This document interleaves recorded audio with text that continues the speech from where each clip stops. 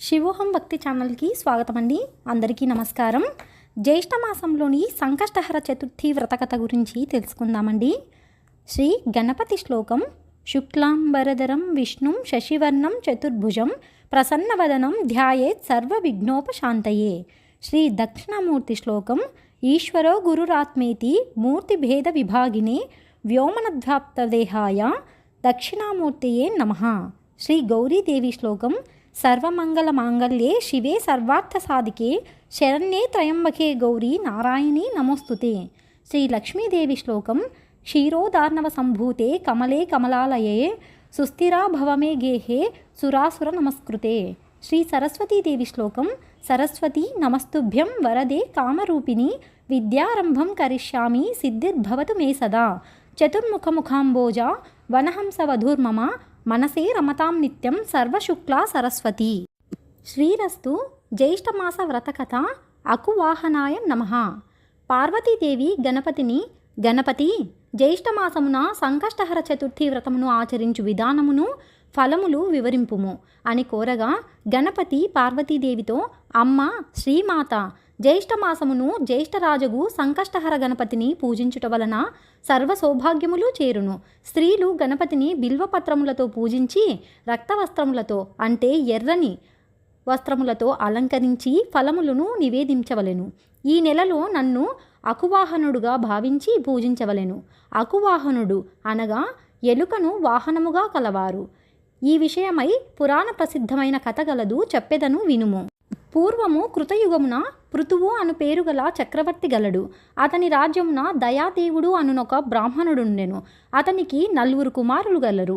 తగిన వయస్సున వారు వివాహితులైరి. అంతగా పెద్ద కోడలు అత్తతో, అమ్మ, మా పుట్టినింట ప్రతి మాసమున బహుళ చతుర్థి నాడు శ్రీ సంకష్టహర గణపతి వ్రతమును చేయుచుంటిని కనుక ఇక్కడను చేయుటకు నన్ను అనుమతింపుడు అని అర్థించెను.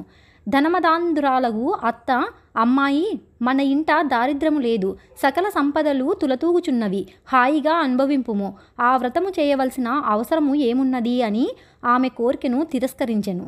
కొన్ని రోజులకు పెద్ద కోడలు గర్భవతి ఒక చక్కని మగబిడ్డను ప్రసవించెను. ఆ బాలుడు పెరిగి పెద్దవాడై యుక్త వయస్కుడు కాగా యోగ్యమగు కన్యతో అతనికి వివాహము నిశ్చయించిరి. లగ్నకాలమున గణపతి పెండ్లి కొడుకును అదృశ్యుని చేసెను. వరుణకై సర్వత్రా వెదికి ఎల్లరనూ నిరాశతో దిగులు చెందిరి. అంతట వరుని తల్లి పెద్ద కోడలు అత్తతో, అత్త, నేను ఈ ఇంట సంకష్టహర గణపతి వ్రతము చేయుదుననగా వల్లదంటివి. ఈ కారణముననే గణపతి కోపించి పెండ్లిపీటలపైనున్న నా కుమారుని అదృశ్యుని చేసెను. ఇదంతయు ఆ స్వామి మాయయే అని బోరున విలిపించెను. అత్త పరిస్థితిని గమనించి కోడలి మాట విని కోడలితో గూడి శ్రీ సంకష్టహర గణపతి వ్రతమును ప్రతి మాసమున ఆచరించసాగెను. కొన్ని రోజులకు వ్రత సమయమున ఒక భిక్షగాడు రాగా అతనికి అతిథి మర్యాదలు గావించి భోజనము పెట్టిరి. అందులకు సంతసించిరి.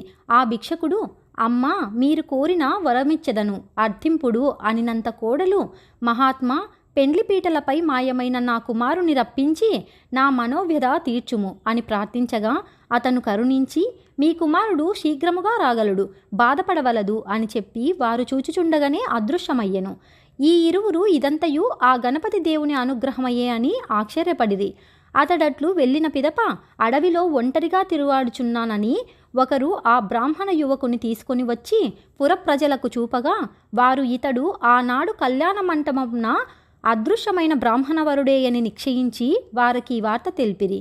తల్లిదండ్రులు పెద్దలు వచ్చి చూచి తమవాడేయని నిశ్చయించి గుర్తించి అతనిని పిలుచుకువచ్చిన వ్యక్తిని ప్రశంసించి అతనికి నూతన వస్త్రములను ఆభరణములను గోవును ఇచ్చి కృతజ్ఞతలు తెలిపిరి. పిదప ఎల్లరునూ గణపతి దేవుని మహిమను కొనియాడిరి.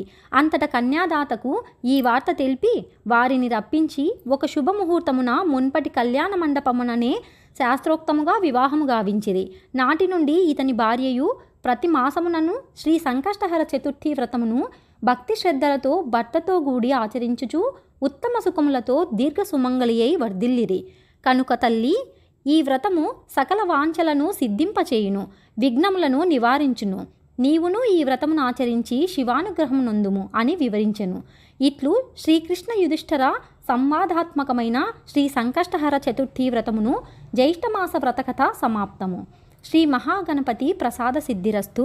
సర్వే జనా సుఖినో భవంతు. ఓం శాంతి శాంతి శాంతి.